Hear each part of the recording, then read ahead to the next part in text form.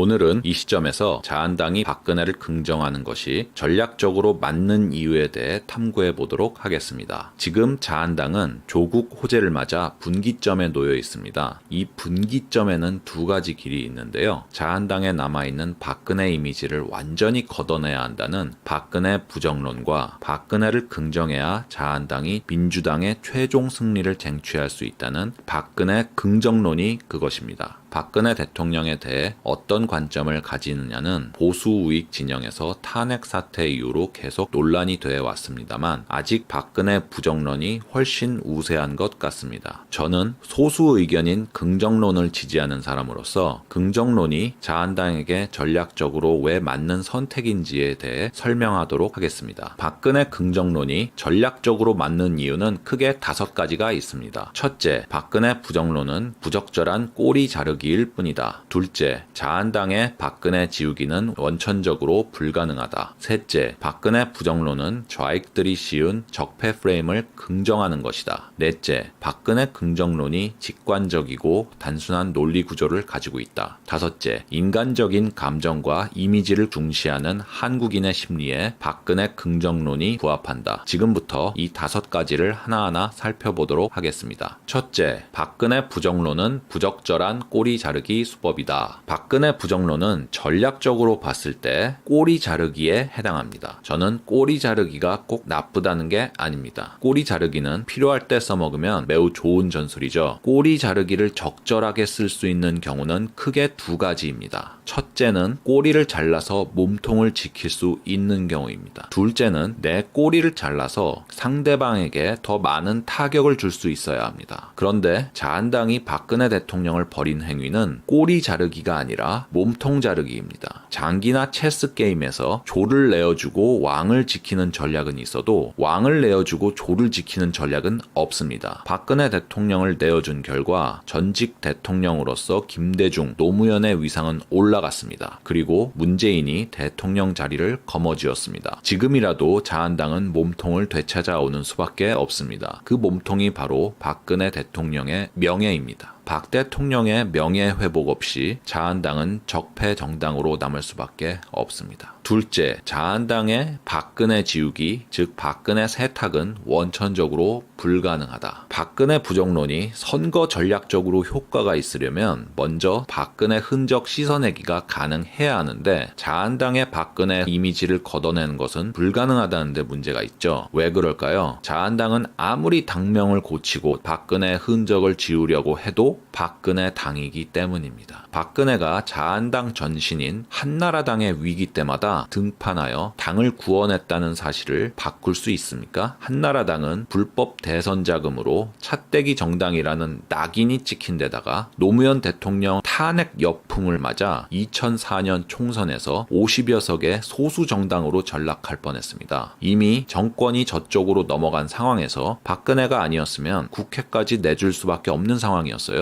그리고 한나라당은 2012년 총선에서 또 한 번 소수 정당으로 전락할 위기를 맞습니다. 한나라당 의원의 보좌관이 어처구니 없게도 선거관리위원회 서버를 디도스 공격하다가 걸렸거든요. 한나라당은 그냥 내버려뒀으면 애진작에 망했을 정당인 셈입니다. 그런데 박근혜가 또 한 번 등판해서 위기를 넘길 수 있었습니다. 결국 박근혜는 2012년 대선에서 안철수와 좌파 후보 단일화를 이뤄낸 문재인을 100만 표가 넘는 차이로 꺾고 대통령에 당선됩니다. 이렇게 문재인 집권을 4년이나 미뤄줬죠. 게다가 황교안 씨는 박근혜 대통령이 법무장관과 국무총리로 기용해서 스타가 된 사람입니다. 황교안 씨가 지금 자한당에서 대표직에 앉아있는 것도 박 대통령 덕분이라는 얘기입니다. 이 사실을 모르는 한국인이 있습니까? 그래서 박근혜 지우기가 불가능하다는 겁니다. 자, 세 번째, 박근혜 부정론은 좌익들이 씌운 적폐 프레임을 인정하는 것이다. 먼저 문재인 대통령의 촛불 타령을 모은 동영상을 한번 살펴보시기 바랍니다.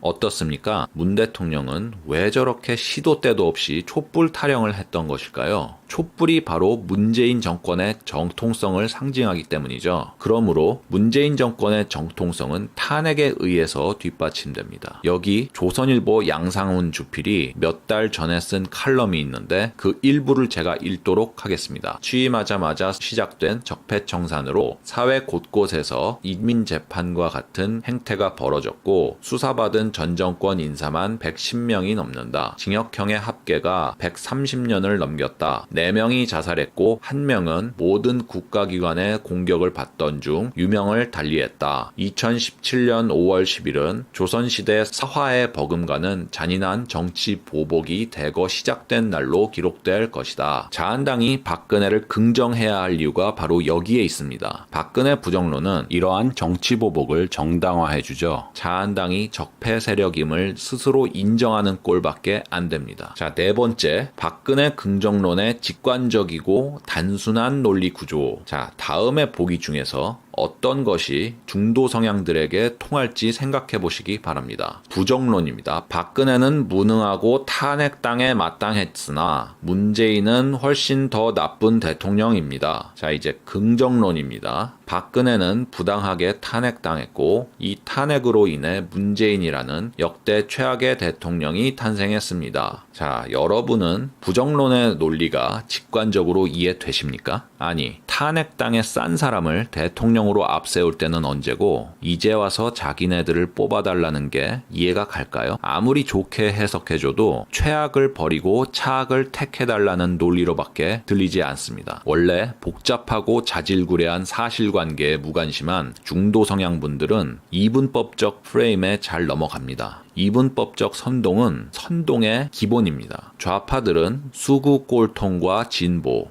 이런 식의 수사법으로 그동안 짭짤한 재미를 보았고 잘 아시다시피 지난 대선에서 문재인을 당선시킨 원동력이 바로 촛불 국민 대 적폐 세력이라는 이분법적 구도였습니다. 선거 전략에서 가장 우선적으로 고려해야 할 것은 이런 선명한 피와 식별의 캐치프레이즈를 세우는 일입니다. 긍정론만이 적폐 프레임을 깰 수가 있고 민주당의 반역 쿠데타, 인권유린 정당이라는 프레임을 걸어놓아야 자한당이 최종 승리를 쟁취할 수 있습니다. 다섯째, 인간적인 감정과 이미지를 중시하는 한국인의 심리. 자, 자유한국당의 평균적인 이미지는 뭘까요? 안타깝지만 친일 매국, 부패한 수구골통, 적폐, 5.18 망언, 기회주의 토사구팽 정당입니다. 한국인들에게 자한당의 박근혜 부정은 적폐 세력들의 정치 생명 연장을 위한 토사구팽으로밖에 보이지 않습니다. 박근혜 부정론은 실제로 토사구팽이 맞기도 하죠. 선거의 여왕이란 이용 가치가 이제 사라졌으니 용도 폐기하자는 말과 다름없지 않습니까? 아시다시피 토사구팽은 별로 좋은 이미지가 아니에요. 특히 이념과 가치에 무관심한 중도 성향들은 인간적인 감정과 이미지에 끌리는 경향이 강합니다. 그래서 자유한국당이 비정한 토사구팽당, 배신자 정당이란 이미지를 갖고 있는 한 중도 성향들의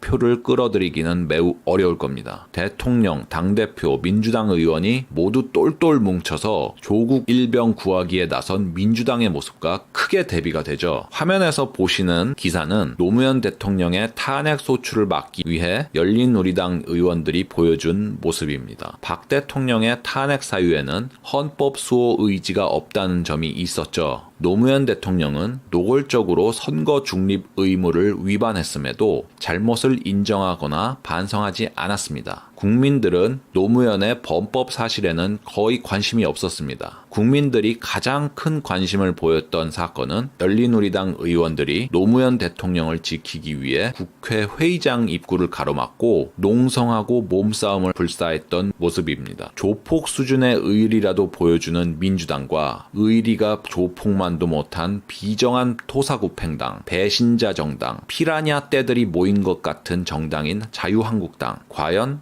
중도 성향 분들이 어디에 마음이 가겠습니까? 정리하겠습니다. 박근혜 부정은 좌익 세력이 쳐놓은 적폐 프레임을 긍정하는 행위일 뿐입니다. 박근혜 부정은 문재인 정권의 정통성을 강화하는 행위일 뿐입니다. 박근혜 부정으로 자한당은 토사구팽 배신자 정당의 이미지를 결코 벗을 수 없습니다. 아직도 자한당의 실세 노릇을 하고 있는 김무성은 박근혜가 잘못을 시인해야 한다고 말하고 있습니다. 저게 지옥문 열쇠를 문재인에게 쥐어준 김무성이 할 말입니까? 김무성을 비롯해 탄핵을 추진했던 자한당 정치인들은 이 모든 것이 박근혜 탓이라는 궤변으로 일관해 왔습니다. 다 떠나서 이것 하나는 분명합니다. 박근혜 대통령의 탄핵이 문재앙의 도래를 의미한다는 사실을 정말 몰랐다면 정치인으로서 너무 미련한 것이고, 알고도 탄핵을 추진했다면 그처럼 사악한 것은 없다고 해야 할 것입니다.